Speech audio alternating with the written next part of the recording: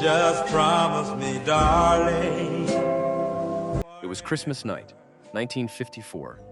Backstage at a concert in Houston, Texas, Johnny Ace, one of the hottest names in rhythm and blues, was sitting with friends, passing around a pistol. Someone said, "Be careful with that thing." He smiled. "It's okay.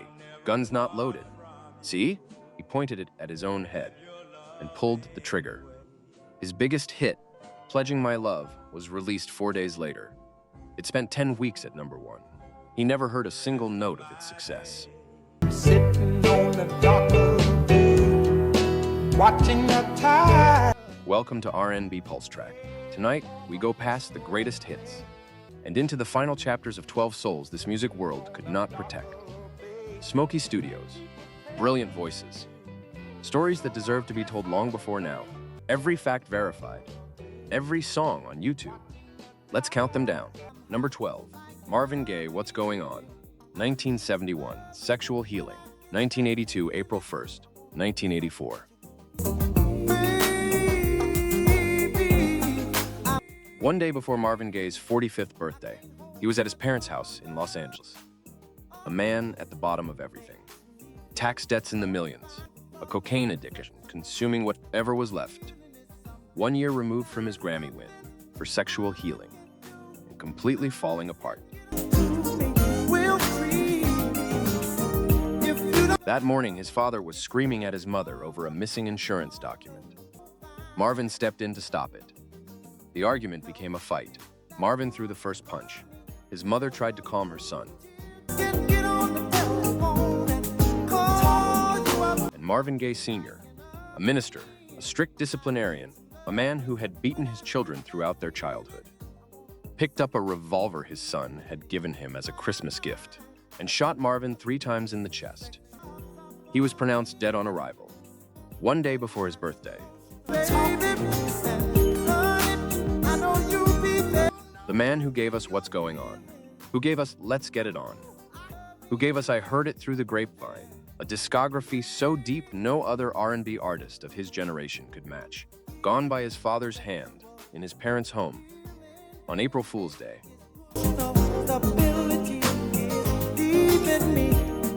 His brother Frankie ran over and held him in his final minutes. According to Frankie's memoir, Marvin's last words were, "I got what I wanted. I couldn't do it myself." No one has ever been fully certain what he meant. What is certain is the music, every note of it. Still here, still speaking. Number 11, Sam Cooke, "A Change Is Gonna Come," 1964. I was born by the river. On the night of December 11th, 1964, the most important voice in American soul music walked into a cheap motel in South Los Angeles. By 3 a.m., he was dead. Oh, yes it will. Sam Cooke had just recorded "A Change Is Gonna Come," a song so vast it would become the unofficial anthem of the civil rights movement. He was 33 years old, becoming more political, more purposeful, more necessary. It's been a long... The events of that night are still disputed. He had been drinking. He arrived with a young woman named Elisa Boyer. She later told police he had forced her into the motel room. She fled with most of his clothes while he was in the bathroom. He went looking for her at the manager's office. Motel manager Bertha Franklin described a violent confrontation. She shot him 3 times in the chest. The LAPD ruled it justifiable homicide. A coroner's inquest lasted barely a day. His family disputed the verdict for decades. A change gonna come. 200,000 people lined the streets of Los Angeles and Chicago to mourn him. "A Change Is Gonna Come" was released 11 days after his death. Rolling Stone ranked it among the 500 greatest songs ever recorded. He was 33 years old. Number 10, Otis Redding, "Sittin' On the Dock of the Bay," 1968. Sitting on the dock of the bay. On December 7th, 1967, Otis Redding walked into Stax recording studios in Memphis and laid down a new song, quieter than anything he'd done before, almost gentle. He recorded "Sittin' on the Dock of the Bay." 3 days later, he was dead.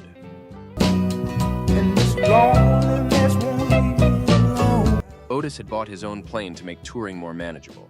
On December 10th, his twin-engine Beechcraft left Cleveland for Madison, Wisconsin. On board, Otis, the pilot, 4 members of his band, the Bar-Kays, and his 17-year-old valet, Matthew Kelly. Bassist, James Alexander, had taken a commercial flight because the plane was full. That decision saved his life.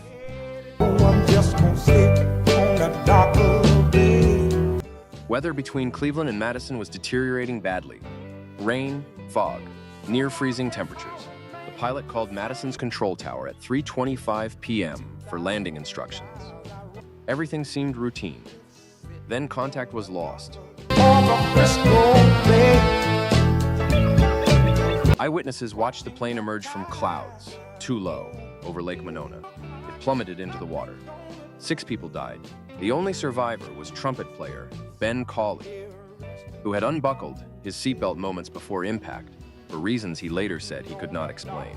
Like nothing's gonna come my way. So The cause of the crash was never determined.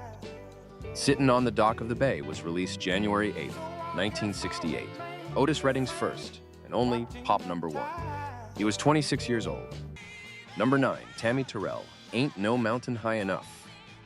1967. If you need me, call me, no matter where you are. On October 14, 1967, Virginia. Marvin Gaye and Tammi Terrell were mid-performance, and she collapsed into his arms. Thomasina Montgomery, born in Philadelphia in 1945, had survived more than most people twice her age, a member of James Brown's live show as a teenager. Years of what those close to her described as a deeply abusive personal relationship. Always count on me, darling, from that day on. She had been having headaches and migraines most of her life. She always pushed through. In April 1967, 6 months before the collapse, she and Marvin released Ain't No Mountain High Enough. 2 voices so perfectly matched, the record felt like something sacred. Then she fell in Virginia. Doctors found a malignant tumor on the right side of her brain. 8 surgeries over 3 years. On January 21st, 1970, she fell into a coma after surgery number 8. On March 16th, 1970, Tammi Terrell died, 6 weeks before her 25th birthday. Her death sent Marvin Gaye into a spiral that produced What's Going On, one of the greatest albums ever made. She inspired it. Most people don't know her name. Number 8, Al Green, Let's Stay Together. 1971, October 18th, 1974. So in love with you. Late night. Al Green's home in Memphis, Tennessee. He had just returned from a concert. He went upstairs to get ready for bed. He heard a sound behind him in the bathroom. He looked up into the mirror. A woman, a steaming pot, both hands raised, in his own words. In the next second, my world exploded into 1,000 splatters of pure agony. Make me feel so right. Mary Woodson threw a pot of boiling grits, thickened into a scalding paste, directly onto his back, chest and arms. 2nd and 3rd degree burns, skin grafts, months in hospital. Then she walked into the next bedroom and shot herself dead with his own gun. At that moment, Al Green was untouchable. Since we've been together. Let's Stay Together in 1971 had hit number 1 on both the pop and R&B charts. Tired of Being Alone. I'm Still in Love with You. 7 acclaimed albums, a voice so warm and effortless, it made other singers put down their microphones. He was 30 years old, the greatest soul voice of his generation. Ooh, loving you forever. Mary Woodson had left her husband and 3 children in New Jersey just to meet him, a fact Green said he never knew. That night, she asked him about marriage. He told her they would talk in the morning. He went upstairs. She followed him.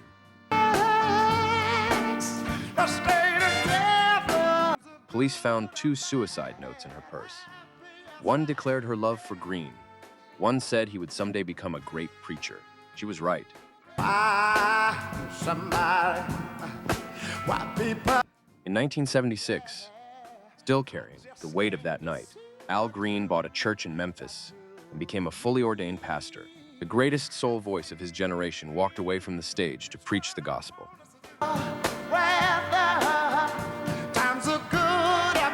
The world kept "Let's Stay Together" on repeat, and the man who made it chose God over the spotlight. You can't call that wrong. But you can call it a loss. Number 7, Jackie Wilson, "Lonely Teardrops," 1958, September 29th, 1975. Latin Casino Nightclub, Cherry Hill, New Jersey. Jackie Wilson, nicknamed Mr. Excitement, was on stage singing "Lonely Teardrops." He reached the line, "My heart is crying," and he collapsed. The audience applauded. They thought it was part of the act.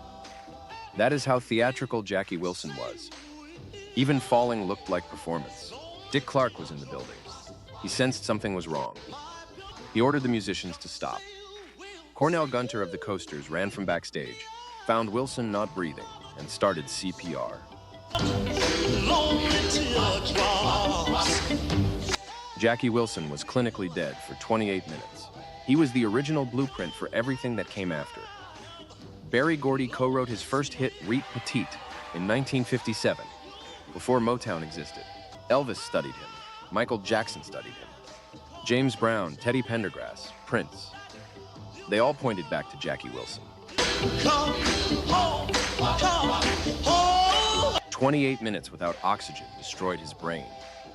He spent the next 8 years in hospitals and nursing homes in New Jersey, able to blink his eyes. Nothing more. Jackie Wilson died on January 21st, 1984. He was 49 years old. 3 years later, he was inducted into the Rock and Roll Hall of Fame. He never knew. We are exactly halfway through, and if you haven't subscribed yet, now is the moment. Welcome to all the new viewers finding RnBPulseTrack tonight. This is what we do here. We go past the hits and into the real stories. The ones that got buried. The ones that deserve to be heard.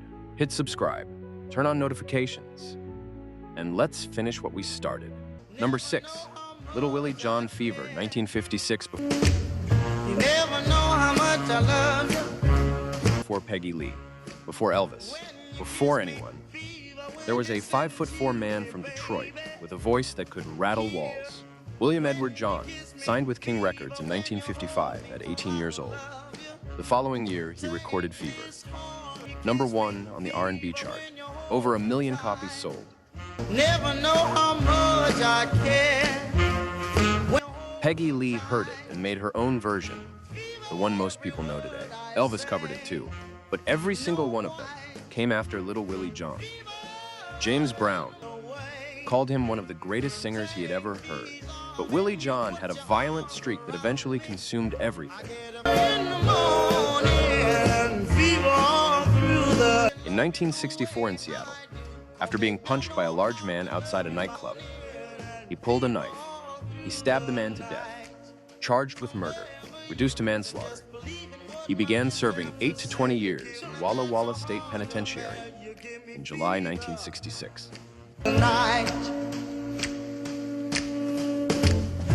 Less than 2 years later, on May 26, 1968, Little Willie John was dead inside that prison.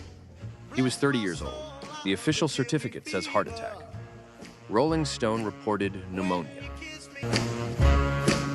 When you kiss me, fever when you... Friends and family spoke openly of prison beatings. His true cause of death has never been resolved. James Brown recorded an entire tribute album to him that year, and most people today have never heard his name. Number 5, Billie Holiday, Strange Fruit, 1939. Southern trees. Time magazine named it the song of the 20th century. Not a Motown record, not a rock and roll anthem. A black woman in 1939 singing about the bodies of lynched black men hanging from southern trees. So precise, so devastating, that the room went silent every time she performed it. That's strange. And the United States government spent 20 years trying to destroy her for it. Billie Holiday had survived poverty, assault, and a childhood with almost nothing to protect her. What she had was a voice, phrasing and bending around melodies in ways no one had done before. Fruit. Federal Bureau of Narcotics Commissioner Harry Anslinger heard strange fruit and heard a threat. He sent agents to arrest her, had drugs planted on her, stripped her of her New York City cabaret license, so she couldn't legally perform in her own city. Blood on the leaves. She kept singing it anyway. By 1959, her liver was failing. Her heart was failing. She was turned away from one hospital because of her history of drug use. She lay for hours on a stretcher in a hallway, unrecognized, unattended. For the crows. When she was finally admitted, officers arrested her in her hospital bed. Police were stationed at her door. Her flowers confiscated, her radio, her record player. Cry. She died on July 17, 1959, with 70 cents in her bank account. The woman who made the song of the 20th century, gone under government surveillance, with less than $1 to her name. Number 4, Johnny Ace, Pledging My Love, 1955. Forever, my darling. John Marshall Alexander Jr. was born in Memphis in 1929, son of a preacher, raised on the same streets that would produce some of the greatest music America ever made. He started as a pianist with the Beale Streeters, a loose group that included a young B.B. King and Bobby Blue Bland. When the lead singer left, Johnny stepped to the microphone, a smooth velvet baritone that sounded older than his years. At your command, dear.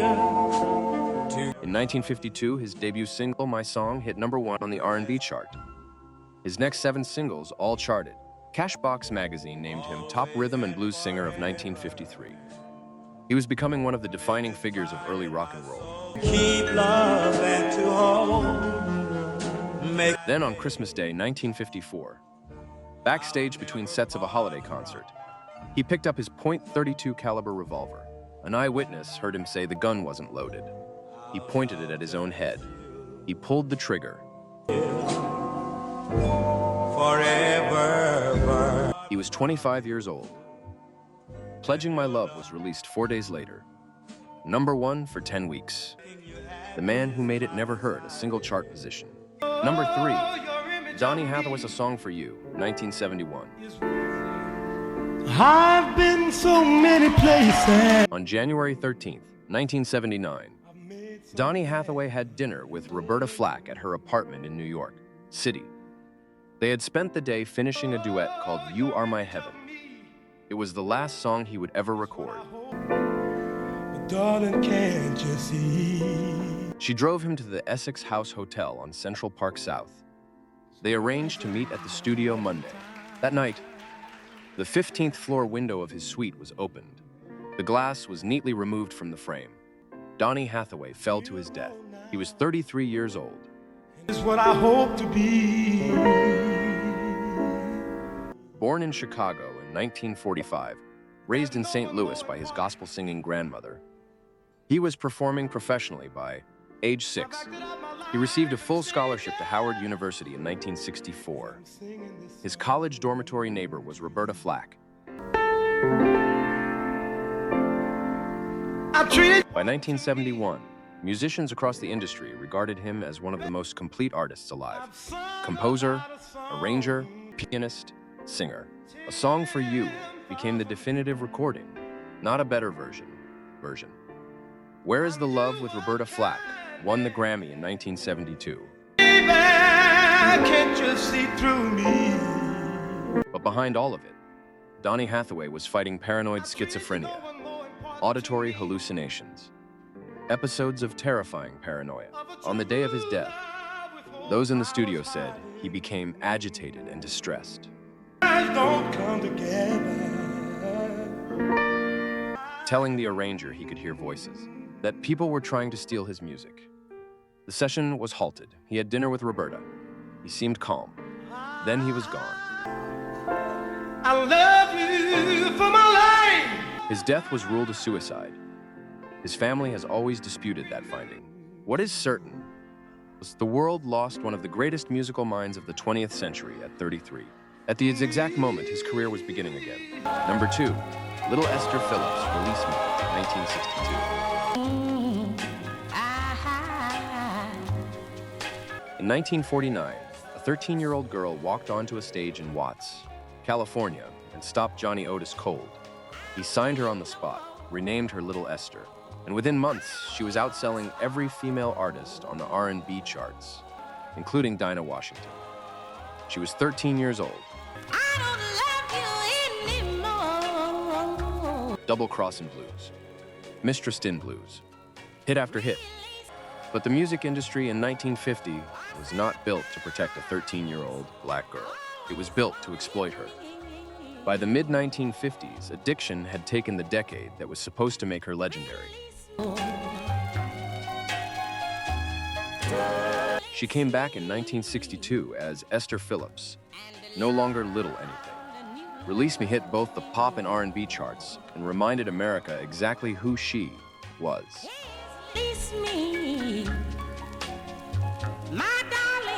She kept reinventing herself through the 1960s and 1970s, covering What a Difference a Day Makes in 1975, collaborating with jazz musicians, recording across genres for 3 decades. But every time she came back, the addiction came with her. Why don't you just let me go? On August 7, 1984, Esther Phillips died in Los Angeles from kidney and liver failure. She was 48 years old. There is no museum, no biopic, no streaming documentary. One of the greatest R&B voices of the 20th century, and most people under 60 have never heard her name. Number 1, Frankie Lymon, Why Do Fools Fall in Love, 1956. In 1955, 5 teenagers were singing doo-wop under a streetlight in Harlem. Their lead singer was 13 years old. Why Do Fools Fall in Love hit the national charts in February 1956, and America lost its mind. A black teenage boy with an impossibly pure soprano, singing joy and heartbreak like someone who had lived 3 lifetimes. Frankie Lymon became America's first black teenage pop star. The Temptations watched him. The Beach Boys watched him. A young Michael Jackson would later name him as one of his earliest inspirations. But at 15, still at the height of his fame, a woman twice his age introduced him to heroin. He later told Ebony magazine, "You know, an addict is the most pathetic creature on earth. It's like playing Russian roulette with a spike."